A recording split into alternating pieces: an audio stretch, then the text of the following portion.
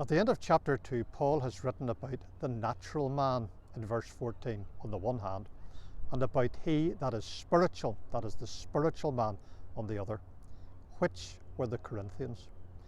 In the verses that we're going to read today, Paul will tell us as he introduces a third category. We're going to read 1 Corinthians chapter 3, verses 1 to 9. And I, brethren, could not speak unto you as unto spiritual, but as unto carnal, even as unto babes in Christ.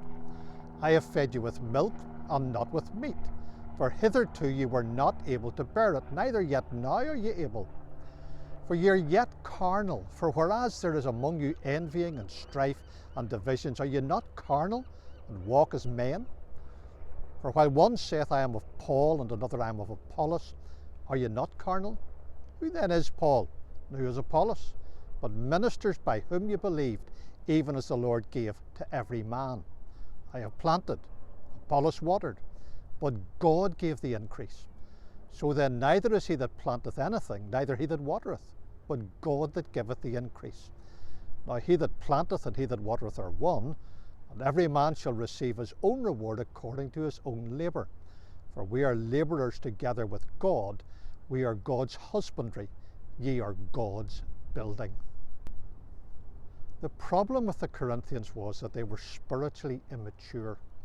That's why Paul writes that he could not speak unto them as unto spiritual in verse 1. But neither could he address them as natural, because that would be to accuse them of not being saved, and they were believers. Their divisive behaviour, the contentions and disputes that they had engaged in, was evidence that even though they came behind in no gift, as chapter 1 verse 7 tells us, they had not developed in spiritual graces. They were babes in Christ, verse 1 of chapter 3. That's what Paul means when he describes them as carnal 4 times in the first 4 verses of this chapter.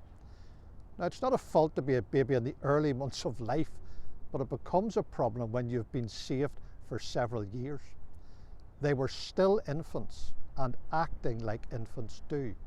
There is among you envying and strife and divisions, verse 3. Now the Corinthians had their favourite speakers, men whom they thought the sun rose and shone through them, as we would say. They valued these individuals and thought nothing of other teachers. It was a purely human way of thinking. Paul has to show them in the rest of this chapter that they need to seek benefit from every true servant of God, because God uses all of his servants and not just the one.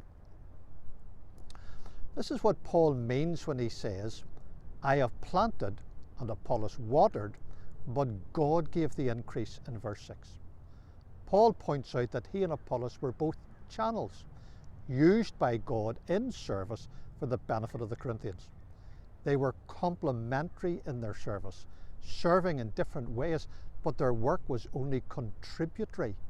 It is God that giveth the increase, verse 7 of this chapter. The idea may well be that God could use anyone.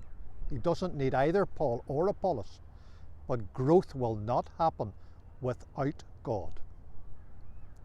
Now, it is so important that we remember, as Paul did, that we are all colleagues in God's service. We are labourers together with God, he says in verse number 9. We are not in competition with each other. How wonderful it is that God is willing to use us in his service.